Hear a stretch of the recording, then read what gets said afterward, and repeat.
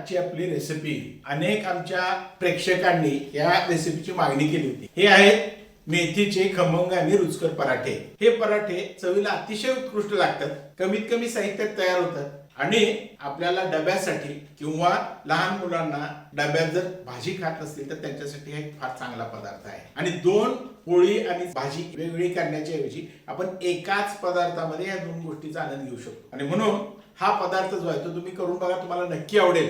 आवडला तर काय करायचं आहे, आमच्या या रेसिपीला एक लाईक द्यायचा आहे, आपल्या सर्व मित्रमैत्रिणींना ही रेसिपी शेअर करायची आहे आणि आमच्या चॅनलवर नवीन असाल किंवा आधीपासून बघताय पण अजून आमच्या चॅनलला सबस्क्राईब केलं नसेल तर आमच्या चॅनलला सबस्क्राईब करायचं आहे आणि खाली दिलेला जो बेल आयकन आहे तो मात्र नक्की दाबा, म्हणजे यासारख्या नवनवीन रेसिपीज आम्ही ज्या वारंवार टाकत असतो त्या सर्वप्रथम आपल्याला बघायला मिळावेत म्हणून खाली दिलेला बेल आयकन नक्की दाबा। तर मग बघूया ही आजची आपली मेथीच्या पराठ्याची रेसिपी। या मेथी पराठ्यासाठी लागणारं साहित्य जे आहे ते आपण पहिल्यांदा बघून घेणार आहोत। मेथी पराठ्यासाठी ऑफकोर्स मेथीचे पराठे आहेत म्हणजे की आपल्याला मेथी लागणार।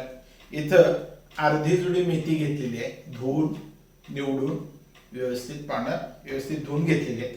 त्याच्यानंतर एक मूठभर कोथिंबीर आहे, त्याच्याशिवाय गव्हाचं पीठ घेतलेलं आहे आपण, हे साधारण 2 कप आहे।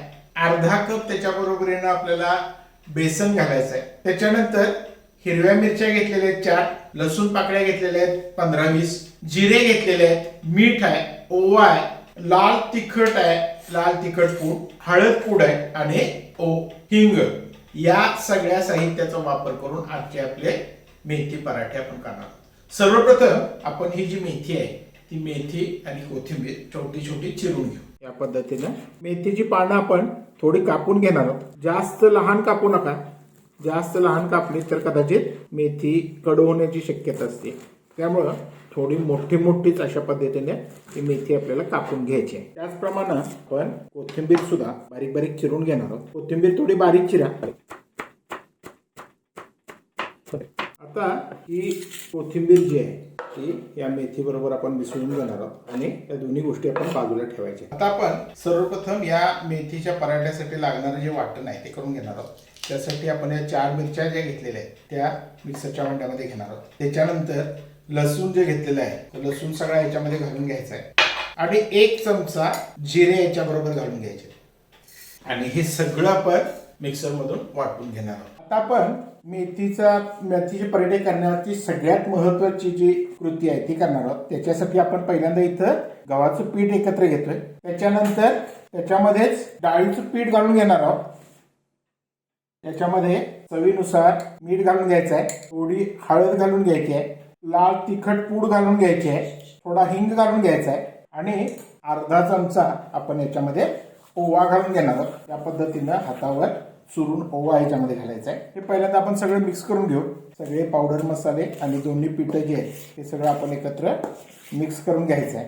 आता याच्यामध्ये आपण लसूण, मिरची आणि जिरे याचं जे मिश्रण करून घेतलं होतं मिक्सर मधून, हे जे वाटून घेतलेलं आहे आपण ते याच्यामध्ये घालून घेऊ।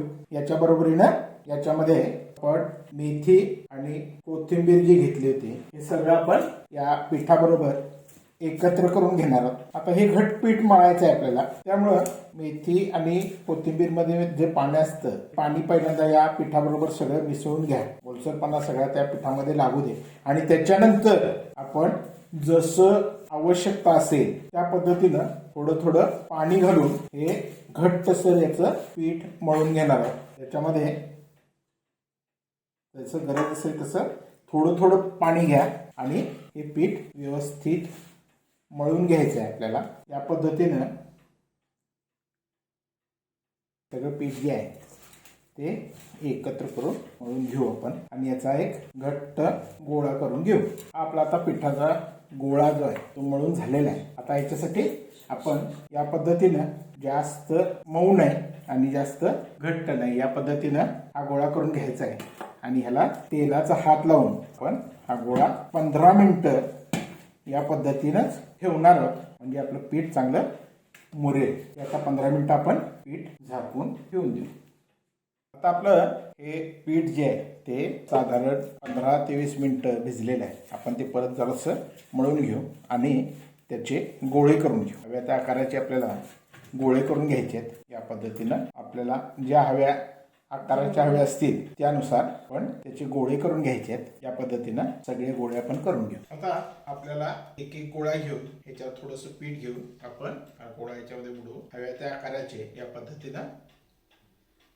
पद्धतीनं सगळे गोळे आपण लाटून घेणार आहोत आणि पराठे लाटून नंतर आपण व्यवस्थित या पद्धतीनं आपला पराठा लाटून झालेला आहे. सगळे पराठे याच पद्धतीनं आपण लाटून घेणार आहोत आणि गरम तव्यावर भाजून घेणार आहोत, शेकून घेणार. आता आपण या गरम तव्यावर हे व्यवस्थित भाजून घेणार आहोत. सगळ्या बाजूने तेल सोडून आपल्याला हे पराठे जे आहेत ते शेकून घ्यायचे आहेत व्यवस्थित. दोन्ही बाजूने आपण ते व्यवस्थित शेकून घेऊ किंवा भाजून घेऊ.